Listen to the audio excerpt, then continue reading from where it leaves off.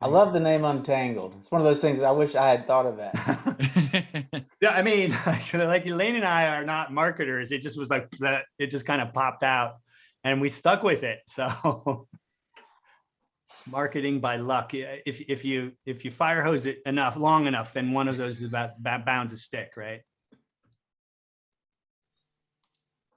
There you go. Competing against luck. Just use a fire hose.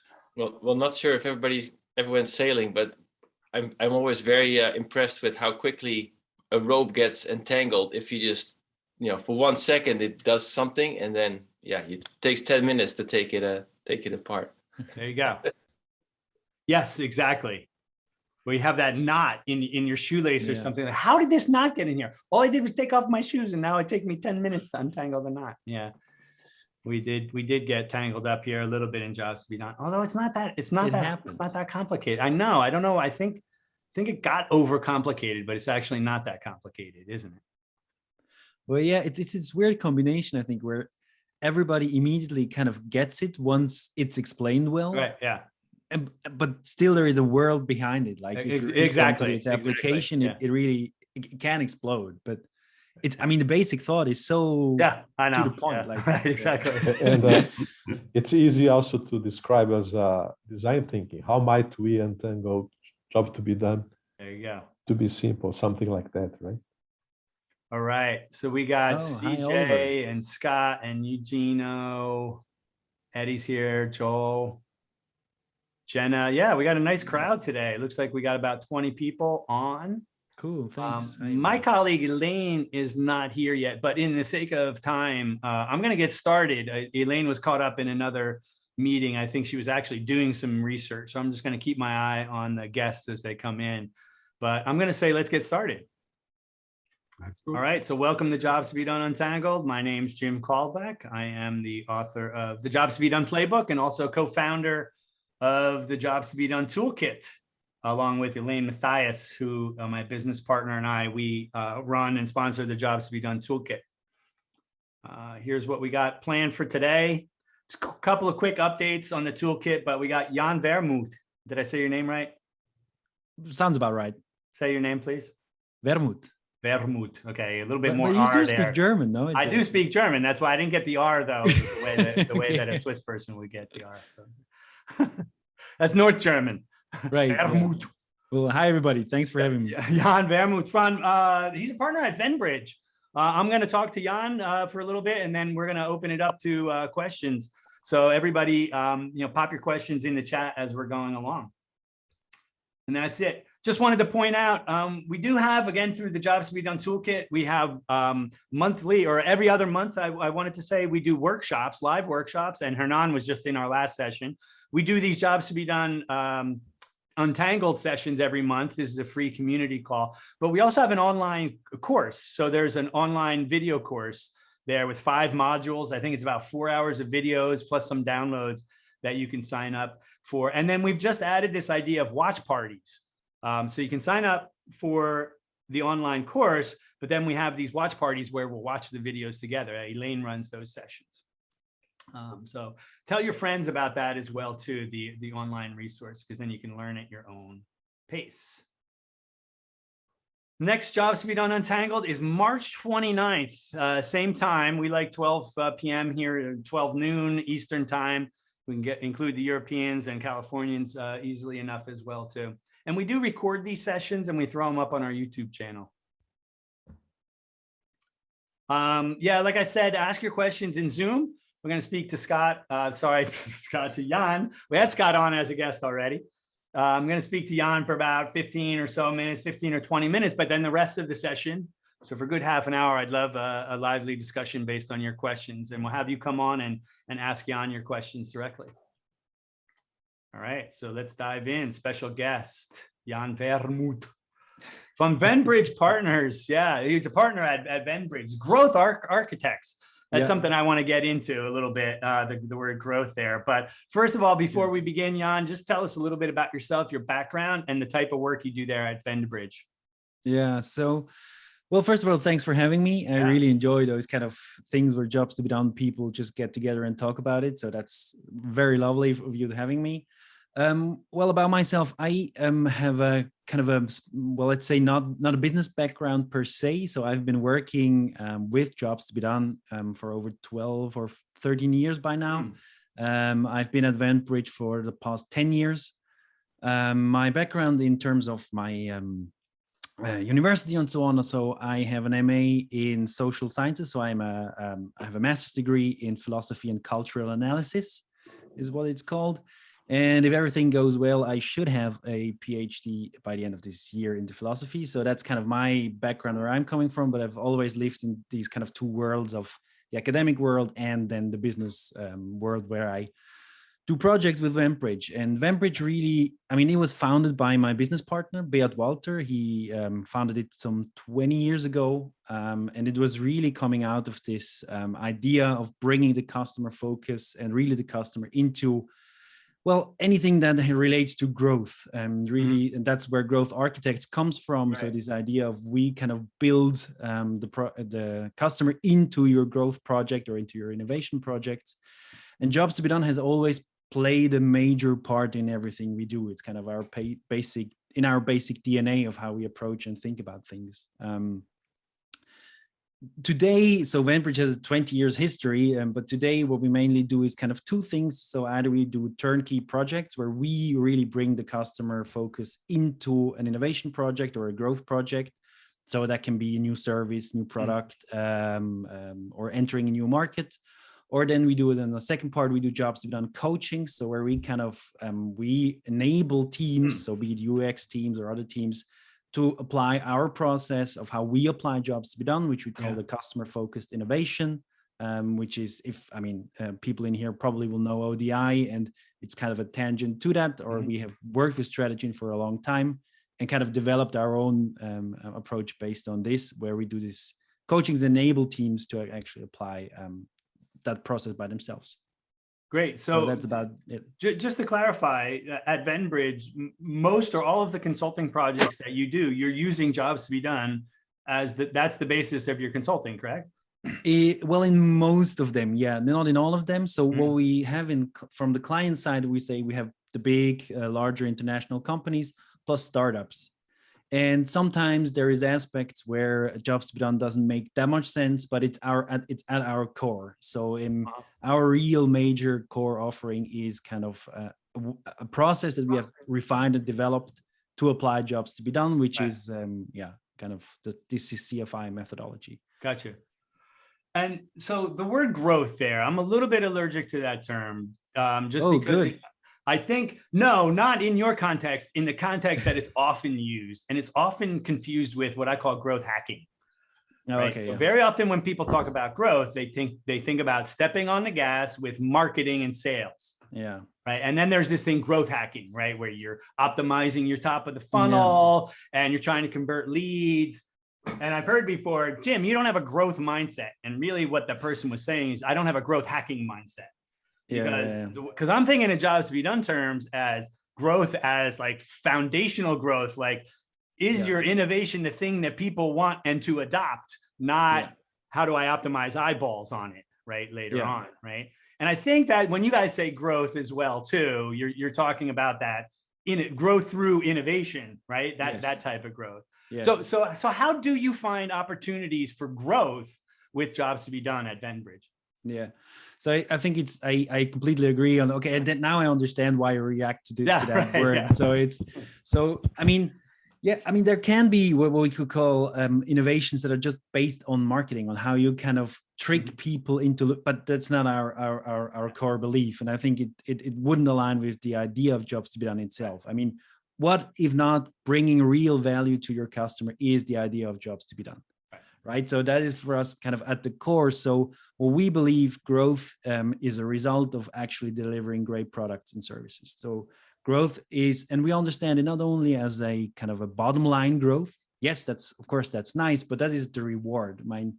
Growth is also something that if you look at nature, some things die, some things come anew. So it's not always just blowing things up and making them as big and scaling them up as much as you can. So this is not really our core. So what we really try to do is finding ways and concepts that that add real value to the lives of our customers. And that is basically what we understand by growth and how we use jobs to be done. So it is for us a kind of the key logic of taking an outside perspective, of reframing the business intent. Usually companies, they have a business intention. They want to grow in a certain market, or they want to develop a new, I don't know, next generation hearing aid or whatever you want. And jobs to be done for us is really this tool of flipping it around, of reframing this business intention from the customer point of view.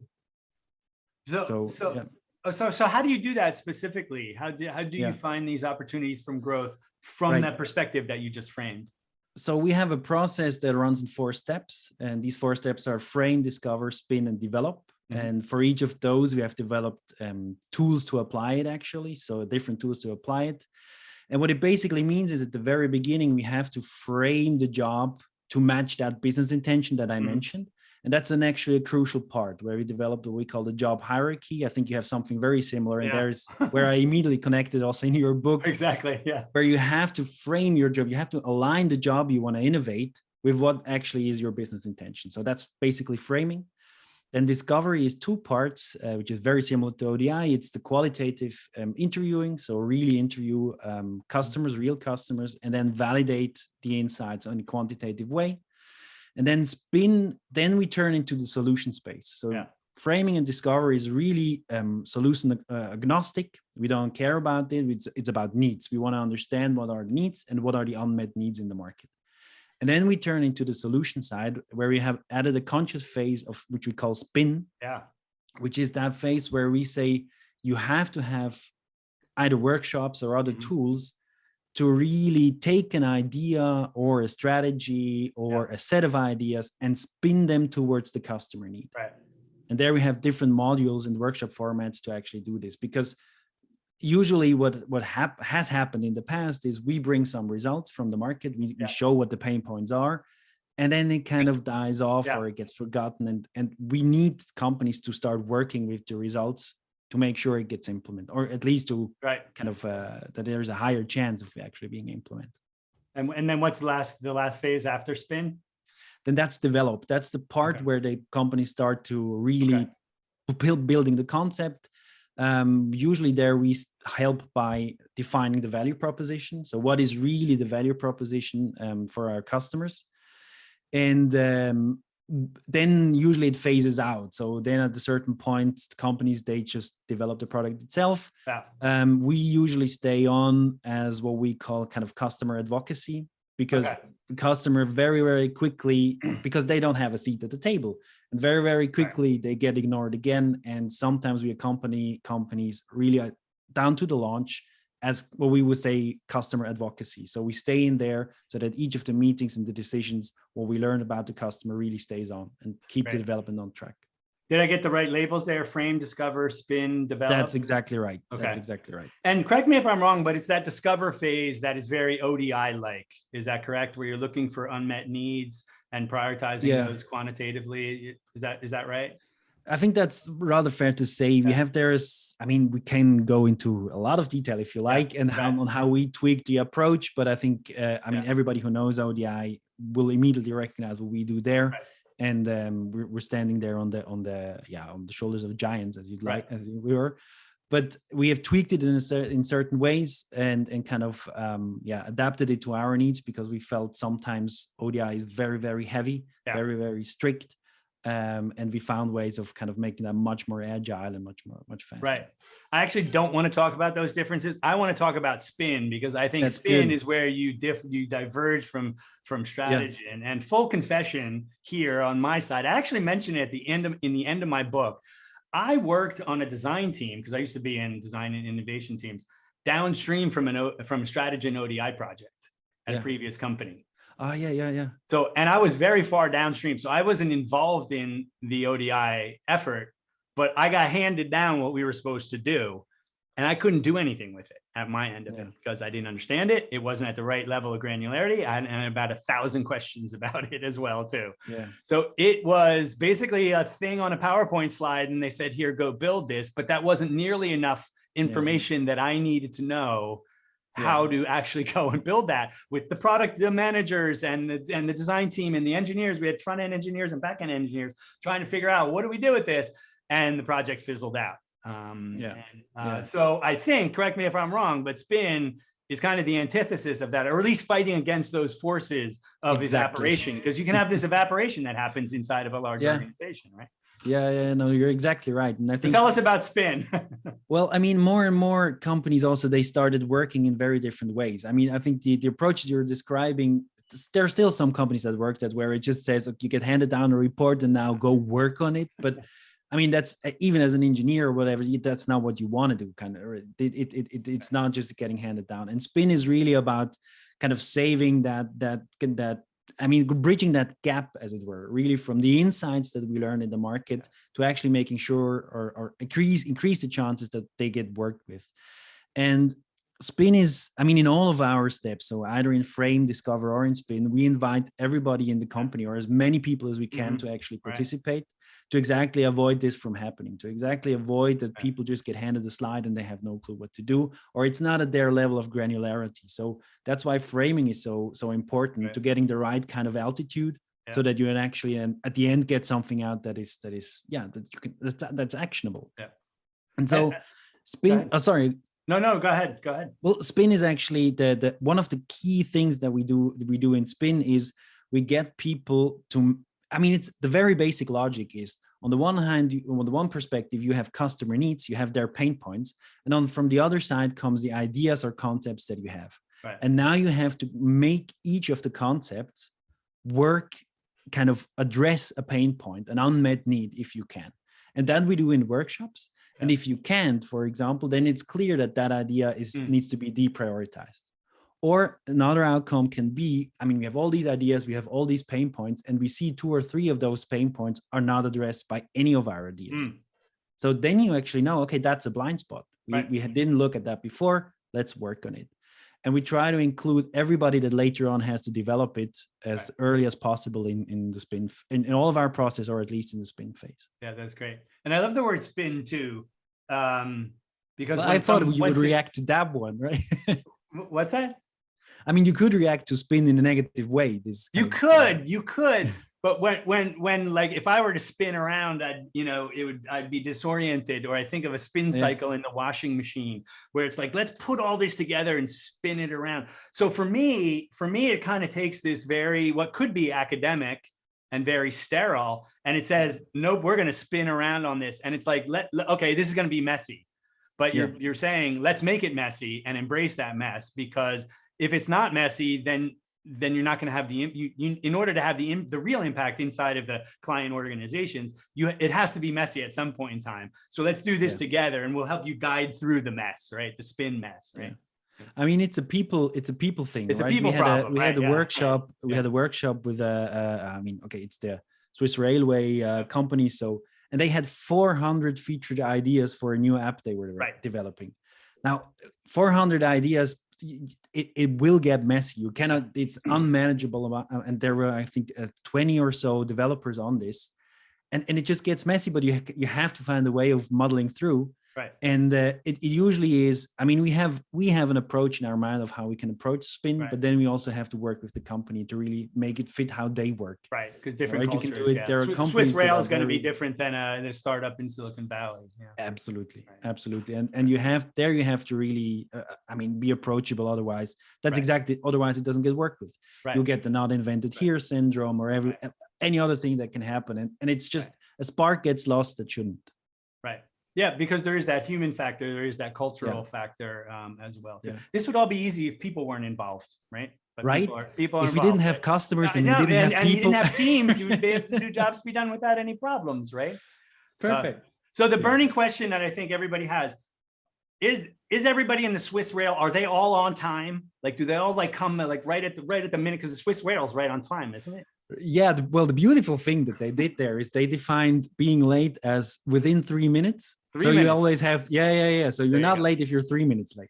So that's kind of their way of working around it. So if they say they're 99% on time, it really means they're always 3 minutes late. The three minutes late. Yeah, I actually spent some time in Switzerland, and I remember I was visiting someone in Bar. Do you know Bar with 2 A's? Yeah. and he got really upset because the bus was late. The buses have schedules in Switzerland. Of course. And the Of bus, it course. was like 2 minutes late or 3 minutes late. And he was upset. He was like physically upset I mean, on my that's, behalf. He's like, I got a guest here and the bus is late, 3 minutes late. I mean, was to like, we be don't have very schedules honest. for buses here in the US. You're lucky if it shows up. And in London, you're lucky if you get on one, you know, that kind of thing. I mean, that's the pride of Switzerland. I mean, they're really one of the best. Also, I mean, amongst in Europe, they're one of the best companies that there is. And we did a project only on this kind of all the things that can go wrong and how they can improve it. Right.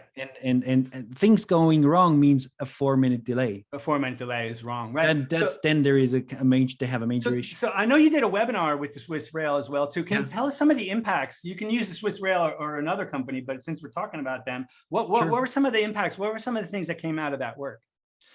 Well, there were different things. What we very often have is we're confronted with roadmaps that have 1,000 ideas on them, and everything is super important. Yeah. And what we did with them is actually realign their roadmap with what customers really wanted from them. Gotcha. In this case of where we looked at what goes wrong, so every disturbance that you can have while traveling, there was very clear quick wins. Yeah. For example, one case that he also shows this they explained it in the webinar. For example, they used to say as a push notification on your app, so you can put in your travel and if the train is late, you will get a push notification. And what they used to do is write in the time at which the train will depart. So the new time at which it will depart. But what we found very, very deeply is that always demands a kind of a calculation by the customer. Mm-hmm. So and then that was one of the clearest pain points, figuring out how much time do I have until the train that I need to catch is leaving. Right. So that's a quick win. You quickly change the message and it doesn't say train leaves at 18:25, but it leaves in 2 minutes. In 2 minutes, right. Which is a different message. So, and you don't have to that was a very quick win. Then they really did a realignment on what they worked on. So they had this huge idea of bringing in internal, kind of creating one internal unit that would manage all different customer complaints and all different data they would get. Wow. And it would have taken years and years to actually realign their business. And it was very clear that the benefit that would bring for the customer isn't that big. Mm-hmm. So it got deprioritized. And they said, okay, let's wait this out. Let's do other things that bring much more value. Mm-hmm. So it's a lot of the stuff that comes out, this new prioritization that actually comes out.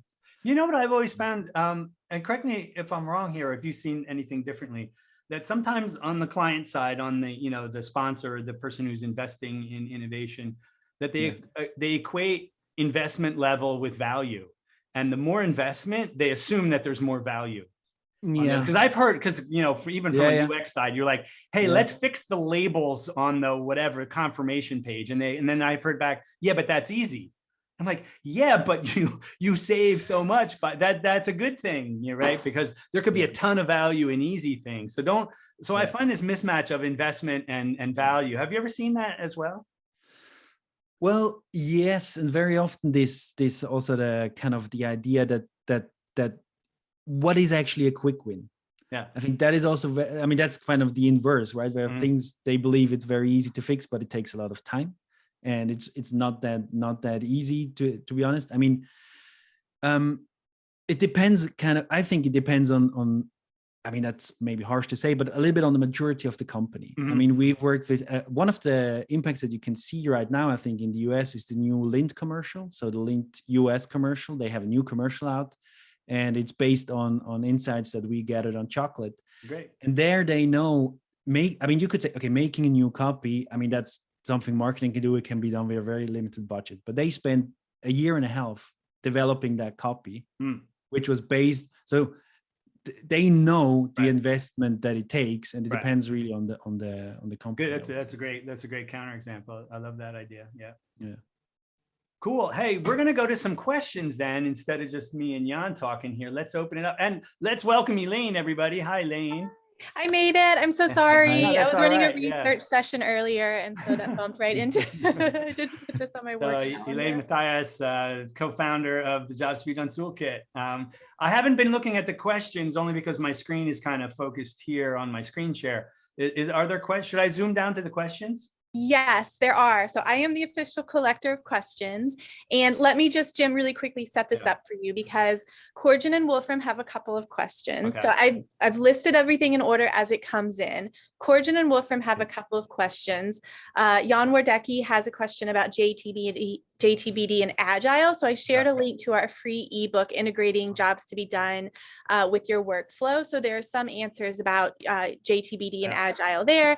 And then underneath that in the second row, there are a couple of questions specific to things that Yann was commenting on in the conversation.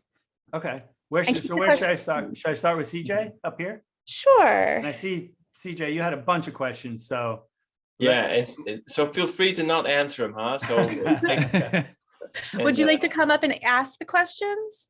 Well, I was just typing a message that I got to feed the kids. So apologies for not being there while the answer is coming in and looking forward to the recording. But yeah, so it's a bunch of questions. Just, I just prioritize as you see fit, to be honest. Cool. All right. Thank you, CJ. Which one? Do we want to? I'm sure. Let's see.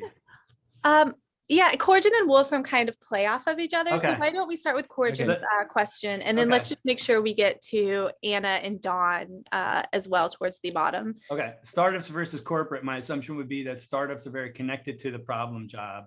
Is that the case, or how do you typically use jobs to be done for startups? I would love to kind of ask him back why he actually believes that. Why do you believe that? But I'll kind of just to set the stage a little bit. It depends on the startup. Usually they are in love with their technology and exactly not the problem. But it depends on the startup. So the startups we get, they are very technology focused. But that's why I'm wondering where the question is coming from. Jan, I mean, it's in the competing against luck book where Clayton writes that, and when they start, they kind of connect it to the job, and then they get bigger, and then they kind of lose track of why they were there to begin with. Okay. Yeah. So what you get sometimes is kind of this startup guy that has or girl that has founded a startup, and they have a kind of gut feel of the problem. So it's a lot of this. They have either because they were themselves customers and they were dissatisfied and invented something, or they just have a gut feel of the market. And this you sometimes get, but usually those are not the ones that then get clients of us. So the ones that usually get clients of us, they come out of university, they have a great technology, but they don't know what the market is. So they are looking for applications, as it were, for their technology, where they have a great thing, but they don't know what to do and what could actually be a business value. And their job to be done can really help, because it turns your focus away from the technology on what it can actually help people get done. And that's kind of where we often have with startups, this perspective flip of looking away from the solution, but what could it enable people to get done? Is it okay then, Yann, to have a solution in search of a problem? Because if you think about a lot of early technologies, and I don't mean technologies that are ripe to be commercialized, but like university level experiments. And I've seen this a lot, where you have there's just this technology and they're just doing it because they do projects on cool things. And then I start thinking, from a user perspective or, customer perspective, well, that could do this, that, or the other thing. Do you always have to start with the need, or can't you start with the technology and find the need after you do that? Well, I think it's very often that's exactly the way that also a lot of corporates actually work. So they couple something together, and then suddenly somebody asks the question, okay, and what exactly is kind of the customer value for that? What precisely is the value of it? Because if you have a technology, it could go 1,000 ways. And I think, for me, I would never say that starting with the technology is the wrong approach. I mean, there are different approaches in different companies, and different stuff works in different environments. So I think that's very context dependent. But what we would say is try to get customer needs in as early as you can in your development process. And some companies are set up differently, and they will spill out the technology and then spend a lot of money on figuring out what the market is. So what we then say is try to get the customer in as early as you can, because it will help you solve so much of the problems down the road. I think for me, that's the competing against luck part of it, is that you can have this idea and just throw it out and cross your fingers. So I think with Exactly. jobs to be done, you don't have to cross your fingers, that you can actually say, cool technology, let's figure out how this works and go out with less luck, right? Involved, right? Yeah, exactly. And then Wolfram, what can you turn your webcam on here, Wolfram? What was your question? You're +1ing CJ's. Yeah, sorry, I was just having dinner, so that's why I switched it off. No worries. This one, so I was just interested how you so what was the question again? I had too many. The pragmatic approach. Yeah, so how do you solve it? So if you don't have too much time to do it properly, evaluate everything, take the time to do qualitative interviews, get all the stuff which takes time, and maybe you don't have it, or they don't have the money or the time, they cannot wait, they already move on while you are working on the stuff that they should know now. Yeah. I mean, it's impossible for a startup to do a 3-month customer exploration. I don't know what study. That's just, it wouldn't make sense for them at all. So our project, they really go from small to big. And I mean, for startups, we work in a very different way. I mean, the steps are the same. So it's frame, discover, spin, and develop. And we try to do as much as we can. I mean, you can do the whole process in a day, and you do a workshop on it. But then it's all hypothesis based. It's inside out. You're not that sure. You're working off a hypothesis, but it can be done. But then you just have to kind of manage expectations, right? So what can get out of it is it's never going to be that rich if you really go out to the customer, but it can be done. Mm-hmm. Then there is kind of this middle thing where you say, okay, what is given the context that we have, the best number of customers that we can reach? So maybe you cannot go out and talk to 20, but you can go out to talk to 6. Well, let's talk to 6 because 6 is better than 0. And if you're thinking about quantifying, maybe we don't find 500, but we find 60. Great, good. Let's talk to 60. Let's survey 60. So it has to be adjusted also to the means and to the context of the company. But for example, we work a lot in medtech as well. I mean, medtech, if you're really going for an FDA approval, that's a lot of money that you're going to spend. So you better be pretty sure what you want to actually get through that approval process and where you want to put your money. And then spending a little bit more time on the needs and budget wise, I mean, compared to the overall budget, a little bit more of the budget on actually figuring out what the value, the end customer value then actually is going to be, it's so much worth it. But it's adjustable, right? Mm-hmm. But for us, what is important is kind of the logic of each step. Frame it to your business intention. Discover means just try to get as close as you can to the customer need. Spin is then actually work with it, and develop is figuring out what the value proposition is. And that can be done in different levels of sophistication, if you like. Can I have 2 additional questions to this, because that's actually my day-to-day challenge. So the first is, what do you think about let's start with a pragmatic approach, internal workshop, inside out, whatever, and then deliver whatever we have, hypothesis based more or less. And while the project continues, because they do not wait for you, maybe you get a new insight, an update when you get new insights, and maybe they change a bit. Is this, so first question, is this, do you have experience with that, or would you not recommend it? And the second question, if I don't have time to directly do the survey or the questionnaire with them face to face, having an online survey, for example, with the questions where they answer the importance and satisfaction stuff. Also, so do you also have experience with that one, or should it always be face to face, which is a lot more time and effort, which requires a lot more time and effort? Yeah. So we do both. We always do if we can. Right. In an ideal project, we do qualitative interviews first, speaking to a number of people, ideally 24 or so. It really depends, but it's around that number. And then quantification can happen in different ways, right? So, the SBB, so the railway study, I mentioned that we did that with 900 Swiss people, but that's an online survey, but an online survey is quick. So you get those 900 in a couple of days. Right? Then you just have to make sure that the data is actually reliable, and there's different tests that you can do. But an online survey, depending on how good you are actually able to reach, how well you're able to reach your customers. Sometimes that's difficult, but if that is easy, an online questionnaire can run quite quickly.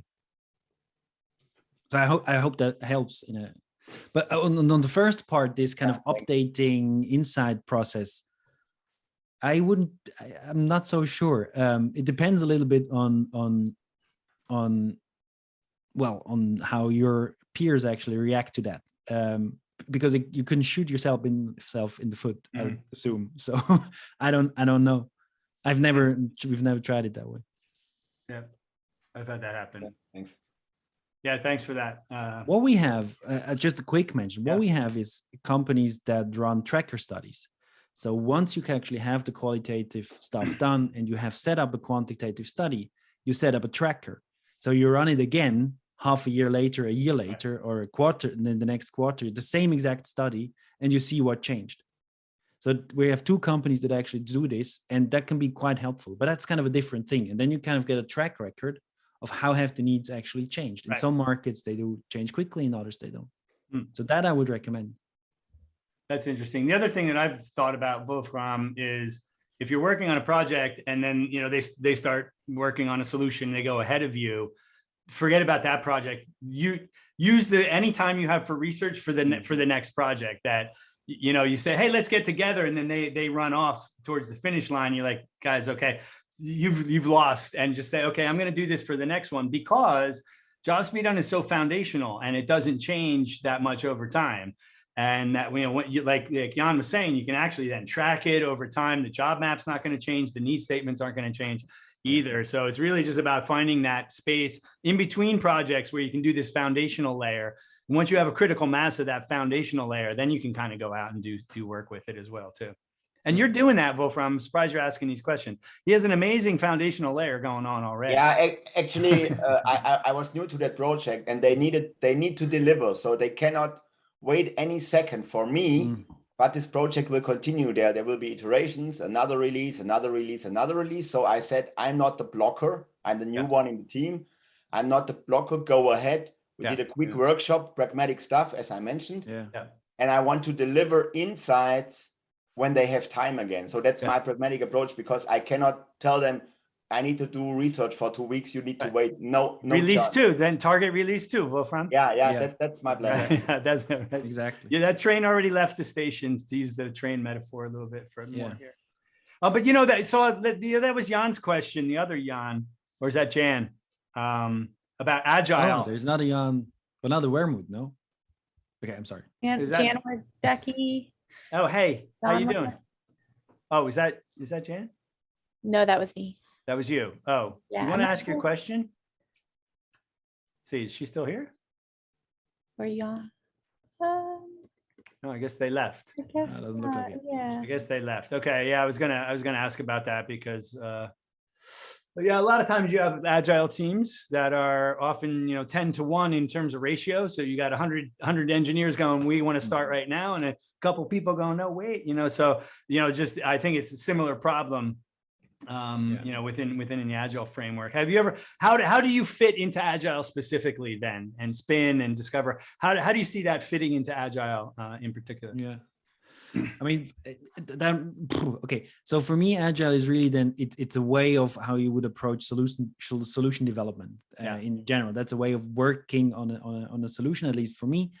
And there, I mean, it really depends on how, you mentioned it before, like you get handed down the PowerPoint presentation and there is charts and so on. I think in an agile environment that doesn't work, right? I mean, it depends on the environment, but usually it doesn't. So you really have to find ways of fitting into those teams. And that is, I like that about your book, by the way. So I think Jobs to be Done has this power of bringing very different people at the same table. Right. So I think it can also really bridge that gap between engineers and researchers, for example, where suddenly, for example, we've seen this happen several times where researchers, at one point, very often the door gets shut. Researchers the door gets shut, and then engineers take over and they do whatever they want. Right. If you have something like Jobs to be Done, it doesn't have to be, but something like it is fine as well, and it really helps you sit at the table and talk with them on a par. Right. So I think it you have to work on how you present Mhm. your results, because it can be quite heavy. I mean, showing a quantitative study and all the results and blah, Yeah. blah, blah, that's just, it's too heavy to digest. Right. So it's really figuring out ways of how you present these things. And we had a great client, so we had a webinar with him as well from a bank, where he just transformed, he didn't show any kind of data results, but they worked out stories. So they made a storyboard, and just, it was a couple of slides where he told the story of the pain point and how it could be solved. Right. And it's just it's like a little film, a short Right. film, or a 2 or 3 slide storyboard, and that works actually great.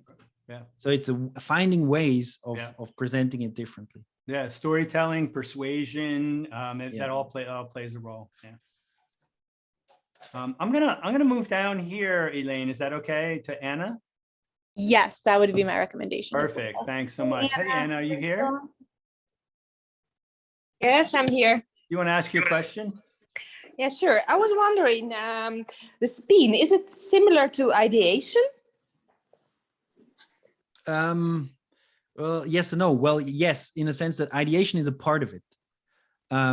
Spin is kind of where we say we need to give the ideas or the strategy that we have a certain spin, right? So giving it a customer spin. And what can come out of it is either you have already the right kind of ideas, and they just need to be a little bit kind of sharpened. It just has to maybe take a different frame, a different, they have to be moved slightly, but you're already on the right track.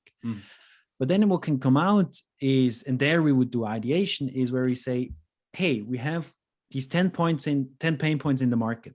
You're already working on 8 of them. But 2, you have neither a strategy, nor an idea, nor whatever, nor an innovation, nor anything on your roadmap working on those 2 pain points.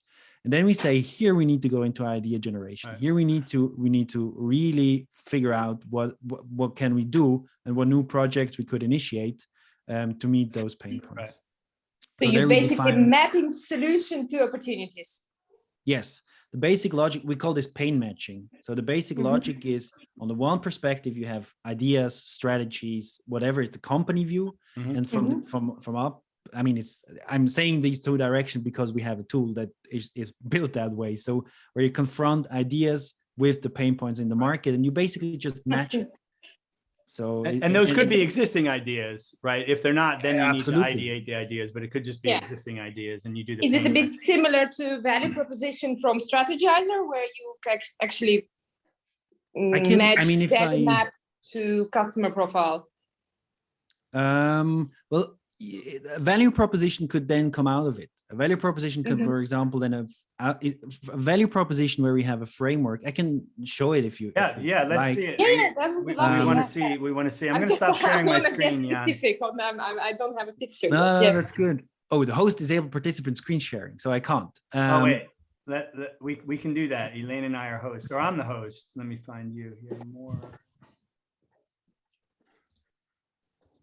I'll make you co-host. You should get a little invitation there, and then you okay, perfect. Yeah. Share. I mean, usually what I have yet to experience a company that doesn't have enough ideas. Right. Usually the issue is they have way too many, and they're drowning in their ideas. That's usually what we have as a problem. So this is basically the core idea of spin. So what we have on the left-hand side is the customer insights. I can talk a little bit more about this, but this is basically the quantitative outcome of a jobs to be done study, where we know where the pain points are. And then in the middle is kind of the basic logic, like what's the basic logic? So we have on the one side, we have the ideas or the strategy that we have to then really make explicit. And from the top, there are the different pain points that you found out. So they're coming from the quant study, the customer insights. And then you match them. That can be either done, we have an Excel tool, or it's more of a workshop format. That really depends, as I said before, on the company, how you work as a company. And you just have to fit in with how they work. And if, for example, an idea, I mean, this is just showing the logic, but idea number 2, for example, it ticks the box on 3 pain points, right? So it addresses a lot of those. That for us means you need to prioritize it. because that one really solves a lot of customer problems. Now, it can be a little bit tricky, but right. So that's a strong indication that that idea is a good idea. Idea number one, it only kind of ticks one box, so deprioritize it. And you have the pain point number two, where you don't have any idea that addresses that one. So that's a blind spot. But you haven't validated yet the ideas. I mean, it's just it's just the concept, basically. I mean, we get the ideas on very, very different levels. I mean, it's just somebody had a thought, or then you really have a concept that you want to. But then, I mean, here, after we say, okay, idea two, for example, idea 2 and 3, they're promising. Now we actually have to develop the actual concept. We have to make them much more concrete, and then, of course, go out and test the idea again. So you cannot just jump into development from here, but it just gives you a last prioritization. question for me, because I work a lot with ODI, and I just wonder, because you have there maybe 50 to 150 need statements. That's a lot. Okay, you can segment them basically based on context, but then do you match to all 50 or 150 your ideas? No, I mean, it would be overwhelming, I think. Yeah, our basic logic would just be take the pain points. So just match the pain points where we are here. For example, okay, let me show you this. So this could be, I mean, an outcome of a quant study where each of those dots is I mean, we call it job metric. We formulate them a little bit differently, but it's basically what ODI would call an outcome statement. Yeah, right? Exactly. Yeah. And we analyze it a little bit differently than ODI, but I mean, if you know ODI, you know what this means, right? So, yeah, well, I still didn't get to that part of quantitative, so it's and Jim, okay. last meetup you said that it was also quite complex, so I'm still not on the quantitative part. So okay, once you get there, right? So a result could look like this, and what we want to know basically is of each of those needs or outcome statements or whatever you want to metrics or whatever you want to call them is. Which of them are important in the market but not satisfied, not fulfilled? Yeah. I'm sorry, it says Erfüllungsgrad, which is the German word, but it says should be satisfaction. So and then we take those pain points because these are really, if you want to develop something new, it has to match the pain point. So we usually take pain points, maybe a couple of those what we call on the upper right essentials. So essentials for us would be things that are important to customers, but they're already solved.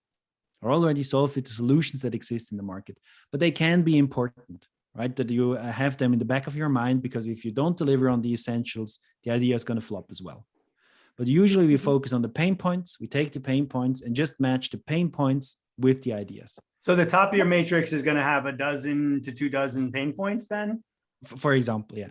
But then you said with the railway, they had like 400 ideas. Do you then prioritize those, or do you bring in 400 ideas in here?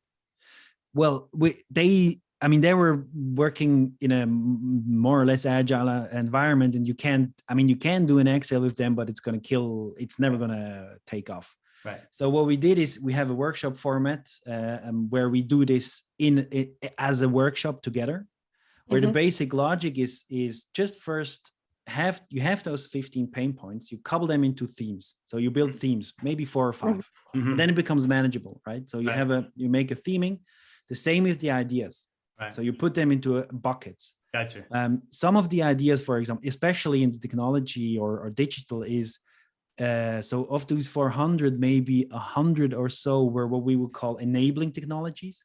So they are not technologies that directly have a customer impact, but you have to do them in order to deliver something else. Right. Yeah. So you can kind of, okay, like a data project or the data exactly hygiene or something like that. Exactly. Right. Yeah. And there you just have to figure out, okay, put them aside because the customer is never going to tell you which of those are actually important. Right. That you have to figure out yourself.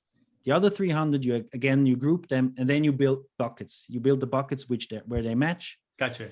And you dive deeper and deeper where the biggest potential. And do you prioritize bucket on a parent level, let's say high, or really on a leaf level down? Because it's in that case we work down to the actual function. Okay. So they had an idea, for example, where they were developing an app and they had an idea, for example, that they were connecting all different trains, and they also rent cars and so on. So they were developing an app to connect very, very different means of transportation, right? So, and one idea that we actually sharpened in there, I cannot tell you the solution, but they had an idea where you walk into the parking lot, you open up the app, and the car will honk, the one you reserved. So you kind of finding the actual means of transportation quicker. And so we went down to that level and say, okay, there's something in there, but is there really a pain point that corresponds to it, or what is the pain point when you are in the step of going to your means of transportation? Yeah. And then so you see what I mean. And then, but that is kind of there were 2 workshops, I think, where we did, and it just takes time, but you got real specific then. And I see you have a template there. Thanks for using Mural, by the way. But you have a template. Are any of these tools available for folks? Can we point them to your website or something? No. No? No. We are on that, yeah. I'm sorry. I'm very sorry. Well, maybe we'll put them out. So usually we are very open source. So usually we share kind of everything that we I was going to say, you have some really great things on your blog, particularly around the hierarchy and the framing part of it as well too. And some of the graphs that you showed, you talk about on your blog quite a bit, right? Yeah. If you go, I mean, we always had good experiences with being as open source as we can. I think here we just don't yet feel comfortable also in showing it to the world. Right? So, but we are very open source. So if you go to our website, as Jim said, you will find a lot of it. And we'll include follow-ups to the blog and other resources in the follow-up email to this event, to this meeting. All right. And let me just check out the questions again here. Yes. Hey, Don, I just want to, Don, I think Yann addressed your point here, Don. Yeah, definitely. Thanks very much, Anna. And yeah, I think that was really good. Okay. Thank you. Good. Yeah. Thanks, Anna, for that. Thanks for the question. Don, we'll take that off. One last question. Is that okay, Yann and everybody? Sure. And I think Eugenio's got a good question here to end with. Given that most companies are leveraging digitization to generate value for customers, how is jobs to be done evolving? Kind of a broad question. Eugene, you want to come on and clarify that or add more details to that? Yeah, I think the question is, I'm from the industry, right? So I think there are many industries that are being disrupted by digital transformation. And then, of course, the first thing the companies think about is how to turn the portfolio into digital. And the question is, does it affect the way we apply job to be done, or there's any trend that we have to start watching? What do you think, Yann? Well, I think it's an interesting question. So let's say the dogmatic answer would be, well, jobs to be done is solution free, so it doesn't matter if there's digitalization involved or not, right? So you can say, because it's independent of the solution, people, they don't change. So whether it's for digitalization or not, jobs to be done that doesn't have to evolve. Yeah, I think that has some merit, but it only goes so far, because I think I mean, what digitalization enables is a very different kind of new solutions. So especially if we talk about platforms, for example, where also jobs to be done, to be very honest, reaches a certain limit to a certain extent, because platforms very often have hundreds of jobs that they address, and it's very, very hard then actually to keep the focus in a project. It works. So we were just working with I can't say the name, but a very large news organization, and how they actually should develop their digital offering. And that is a very challenging question, because there is so many different jobs that you could address and that you already do address. Yeah, so I think their jobs to be done has to, I mean, the basic logic is still valid, but I think we have to find also new ways. I think it came to my mind, this question, because considering that many companies take advantage of platforms and also ecosystems. So I think when we start quantifying value based on digital platforms and ecosystems, maybe that it's a quite complex job to be done situation. Huh? I mean, I think I would still say, I mean, it is one of the best things to actually to get clarity in whatever digitalization can help you get done. I mean, usually digitalization is something which explodes the number of ideas and possibilities. And jobs to be done has a tendency then, or is a great tool to refocus. right? So there is that as well. So I'm not saying jobs to be done is useless for digitalization. It's quite the opposite. Right. But yeah, it's not without challenge. It's its own challenges. Right. Let me put it like that. And the challenge that I've had specifically in this space, it actually goes back to that project that I mentioned where I was downstream from Stratogen. And they said, here's the unmet need. But we were trying to create a platform where developers could use open APIs and develop on it. So actually developing on our platform was a job to be done that we had to understand. And how did they go about doing that? Now, the problem I had was trying to describe that being solution agnostic, because you can do it, but then it's so abstract. Like I can't say API, I can't say, this technology, but that's the whole job exists inside of technology, and describing that job without describing any technology now becomes almost meaningless, particularly not to me, but particularly to my stakeholders. So like, Jim, what are you talking about? Right. Why can't you say the word API when that's the job to be done? You know what I'm saying? It becomes very artificial, doesn't it? Yeah. Yeah, absolutely. Have you been in that situation before where you're dealing with cybersecurity or AI or VR or developing on APIs on a platform, and you're like, we're not going to reference any technology in our outcome statements, and then it sounds so and your weird. stakeholders are like, what are you doing, Yann? Yeah. I mean, I think this is a question of really, I think I'm stealing this expression from Scott. So just it's about defining your universe. So that's why we so emphasize the framing part. Because it really matters how you frame it, what's the altitude at which you're going in. Right. And if you're getting more and more concrete, then you're getting more and more closer to the solution. And I think it's okay if there are solutions in there. Okay. It's just about making a conscious decision that they are in there. Okay. Right. So I think there is no value in following the jobs to be done just for the sake of itself. I mean, it should do a job for you as well, right? And that is figuring out what is actually a valuable product in the end. And if you have to swallow the stone of mentioning solutions, well, then mention solutions. Okay. Very pragmatic. And I say the same thing as well, too, that you strive to be as solution agnostic as possible until you find out you can't. Right. Exactly. And then you bend the rules, right? You got to know the rules though before you break them, right? So, exactly. Okay. Hey, I think we're gonna have to end it there. We're 2 minutes at the end of the hour. Elaine, was there anything else that we wanted to say or that you wanted to say? Since you missed our intro. I think that's everything. There's still a couple of really good questions in here. I think Corjan's, what are the top 3 things that you should know as somebody who's further along in the process would be interesting questions to come back to for our YouTube channel. The recording to this will also be posted there later today. I'll send out an email with the link and also references to anything that we talked about today. So just keep a lookout for that. And we'll also have a link to our March event, which is the last Tuesday in March. I'm not quite sure what day it is, but easy to remember. It's the 29th. Yeah, I had that up here. I dug that out earlier, Elaine.